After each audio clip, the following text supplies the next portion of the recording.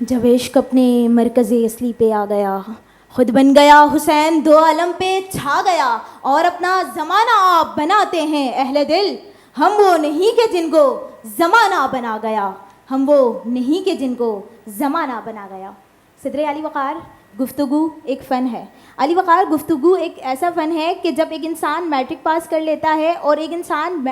Inter پاس کر لے یا پھر M B A MPhil کی ڈگریاں بھی حاصل کر لے، لیکن ایم بی اے اور ایم فل کی ڈگریاں حاصل کرنے والے کو اگر بولنے کا فن نہ آتا ہو تو صدر علی وقار اس کی تعلیم کی کوئی ویلیو نہیں رہتی۔ علی وقار یہ بولنے کا ہی تو فن ہے کہ آج صدر علی وقار ہمارے جو ججز ہیں اتنی محنت کر کے آج یہ اچھا بول سکتے ہیں، جب بھی آج اس مقام پر پہنچے ہوئے ہیں۔ صدر علی وقار، جب میں دیکھتی ہوں تحریم آپا اور سروت آپا، یہ بھی اپنے گفتگو کے فن سے آج دنیا جہاں کا دل جیتتی ہیں، آج راج کر رہی ہیں اس دنیا پر۔ یہ وہی لوگ ہیں صدر علی وقار کہ جو محنت کرتی ہیں، بولنا سیکھتی ہیں، بولنا جانتی ہیں، اور یقیناً صدر علی وقار ایک کامیاب انسان کے پیچھے یہی راز ہوتا ہے کہ وہ ایک اچھی گفتگو کر سکتا ہے۔ علی وقار ایک قائد اعظم محمد علی جناح نے بھی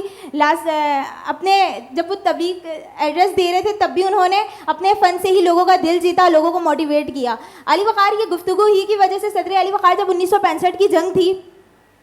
اور صدر علی وقار گفتگو ہی کے فن سے تمام لوگوں